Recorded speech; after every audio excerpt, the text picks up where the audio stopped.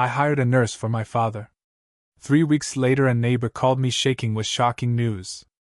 My phone rang at 11 at night, and the neighbor on the other end was crying so hard I could barely understand her first sentence. But the second sentence came through with perfect, horrifying clarity. Your father's nurse has been locking him in his bedroom during the day. My name is Julia, and I'm 44 years old. My father, Walter, is 78, a retired postal worker who spent 35 years walking the same route in our small Ohio town, greeting every family by name, remembering every dog, every kid's birthday, every small detail that made him beloved by an entire community. When my mother passed away 3 years ago, something in him dimmed considerably, and by the time he suffered a stroke last spring that left his left side weakened and his balance unreliable, I knew he needed more consistent care than I could provide alone from 2 hours away, juggling my own job and 2 teenage kids. I have a younger brother, Craig, who lives 20 minutes from Dad's house, which made the division of caregiving responsibilities feel obvious on paper, even if reality told a different story. Craig had always been the golden child growing up, the one our parents excused from chores because he was busy with baseball, the one who got a car handed to him at 16 while I worked a part-time job through all of high school to save for my own. Old patterns die hard, and even as adults, Craig continued operating under the assumption that responsibility for our aging father would naturally fall to me, despite the geographic inconvenience, simply because I had always been the one who showed up. When Dad's stroke happened, I drove to the hospital immediately, stayed for 2 weeks straight, sleeping in uncomfortable chairs, managing his medications, coordinating with doctors and physical therapists. Craig visited twice during that entire hospitalization, each visit lasting less than an hour, always with some explanation about work demands or his wife Bethany's busy schedule with the kids' activities. I didn't say much about it at the time, exhausted and focused entirely on getting Dad stable enough to go home.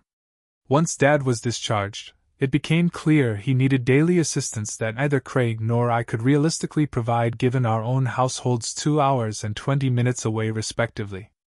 After extensive research and interviews, I hired a home health aide named Patricia, a woman with impressive credentials and warm references from a respected agency, to help Dad with medication management, meals, mobility exercises, and daily companionship 5 days a week.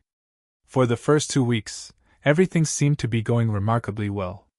Patricia sent me regular updates, cheerful photos of Dad smiling during meals, reports of improved mobility during his physical therapy exercises. I felt, for the first time since his stroke, like I could breathe a little easier, like the crushing weight of managing his care from a distance had finally found some relief. Then Craig started making comments during our brief phone check-ins that unsettled me in ways I couldn't fully articulate at first. Patricia seems really sweet, he mentioned during one call. She's been really helpful getting Dad's paperwork organized too, going through his old files, making sure everything's up to date. I remember pausing at that comment, something about old files and paperwork, landing strangely alongside descriptions of medication management and physical therapy. I asked Patricia about it during our next check-in call, and she explained, pleasantly enough, that she noticed some of Dad's important documents were disorganized, scattered across different drawers, and she'd taken the initiative to consolidate everything into a single filing system for easier access in case of emergencies. It sounded reasonable on the surface, even thoughtful, but something about it continued nagging at me in a way I couldn't quite name. The real unease set in during week 3, when I drove down for what was supposed to be a routine Saturday visit and found the house strangely quiet despite it being the middle of the afternoon, a time Patricia's schedule indicated she should be there assisting Dad with his midday routine. I knocked, waited, and eventually let myself in with my spare key, calling out for both of them as I moved through the downstairs rooms. I found Patricia in the kitchen, on her phone, seemingly unbothered by my unexpected arrival. When I asked where Dad was, she said, almost too casually, "Oh, he's resting in his room, having a quiet afternoon. He gets tired easily, you know, best not to disturb him during his rest periods." Something about her tone, dismissive and just slightly too controlled, made me walk directly toward his bedroom despite her suggestion otherwise. I found the door closed, and when I tried the handle, it didn't turn freely the way it should have. I looked closer and realized, with a jolt of alarm, that someone had installed a small sliding bolt lock on the outside of the door, the kind you might use on a pantry or a closet, definitely not something that had been there during any of my previous visits. I knocked hard and called out, and I heard my father's voice, weak but unmistakably relieved, calling back. "Julia? Is that you, sweetheart? Please, can you let me out? I've been asking to use the bathroom for almost an hour." My hands were shaking as I slid that bolt open, and what I found inside made my stomach drop entirely. Dad was sitting in his wheelchair near the window, visibly uncomfortable, his afternoon medications untouched on the nightstand, still in their little dispenser cups from what appeared to be hours earlier. He looked thinner than he had 2 weeks prior, his color paler than I liked, and the relief on his face when he saw me was almost unbearable to witness. I confronted Patricia immediately, my voice shaking with a fury I rarely let myself express. She offered a series of increasingly flimsy explanations, that the lock was for his own safety given his fall risk, that she'd simply stepped away briefly to take an important phone call, that the medications were on schedule, despite clear evidence otherwise. I fired her on the spot, called the agency to report the incident formally, and spent that entire evening simply sitting with my father, helping him eat a proper meal, checking his vitals, trying to piece together how long this had actually been happening. But the story didn't end with Patricia's dismissal. 3 days later, at 11 o'clock at night, my phone rang, and it was Dad's longtime next-door neighbor, Eleanor, a widow who had lived beside him for over 20 years and who had always kept a watchful, caring eye on him, especially since Mom passed. Her voice was shaking so badly I struggled to understand her at first. "Julia, I'm so sorry to call this late, but I couldn't sleep without telling you what I've been seeing.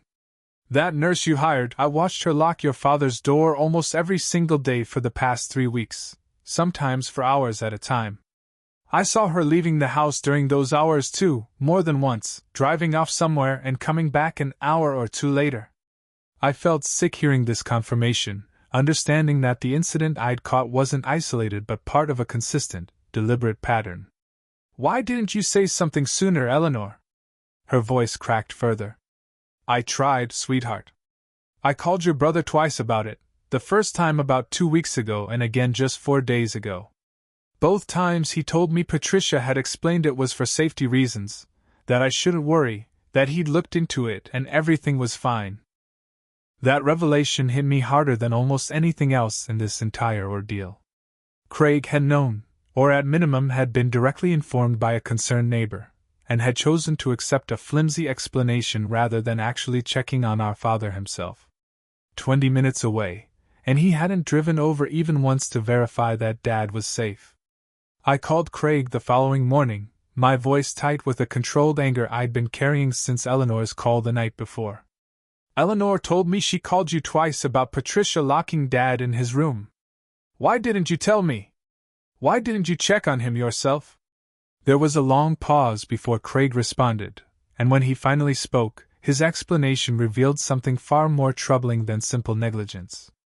"Look, Julia, I didn't want to make a big deal out of nothing, especially since Patricia mentioned she'd found some paperwork while organizing Dad's files, some old documents about the house. I've been meaning to talk to you about it, actually. Dad's house is worth a lot more now than when Mom and Dad bought it, and I think we should start talking about what happens to it, sooner rather than later, given his health." I sat there, phone against my ear, feeling a cold, sinking realization spread through my chest. "Are you telling me you ignored reports about Dad being neglected because you were more interested in what Patricia found out about the house?" Craig's tone shifted defensively. "That's not fair, Julia. I just think we need to be practical about the future. Patricia mentioned the property value assessment was higher than expected, and honestly, given how much time and money you and I are both putting into his care, I think it's reasonable to start discussing how the estate gets divided eventually." The full picture assembled itself in my mind with sickening clarity. Patricia hadn't just been neglecting Dad's care. She had apparently been digging through his financial documents and property records, sharing information with Craig that had nothing to do with his physical well-being and everything to do with what he stood to inherit, and Craig, rather than protecting our father, had been quietly entertaining these conversations while ignoring direct warnings about Dad's actual safety. I didn't yell. I didn't even argue further in that moment. I simply told Craig I would be handling Dad's care arrangements going forward, that I expected him to stay away from any further contact with Patricia, and that we would discuss the house and any estate matters only after I was fully confident our father's immediate safety and health were properly addressed, not before. Over the following 2 weeks, I arranged for Dad to stay with me temporarily while I researched more thoroughly vetted care options, this time visiting agencies in person, checking references personally by phone rather than relying solely on written documentation, and installing a small home camera system in the living room and hallway of his house, with his full knowledge and consent, so I could check in remotely once he returned home with proper care in place. I also contacted an elder law attorney, a recommendation from a coworker whose own family had navigated a similar situation, to formally document the incident with Patricia and ensure Dad's financial and legal affairs were protected against any future exploitation, whether from hired caregivers or, uncomfortably, from within our own family.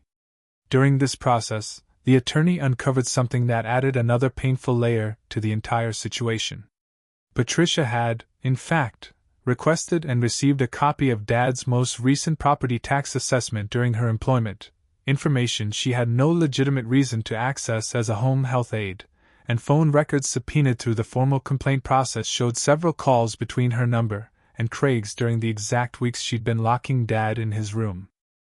When I presented this evidence to Craig during a tense family meeting at the attorney's office, his composure finally cracked entirely. "I didn't ask her to do anything wrong, Julia. She just mentioned some things during casual conversation, and I got curious, that's all. I never told her to neglect him."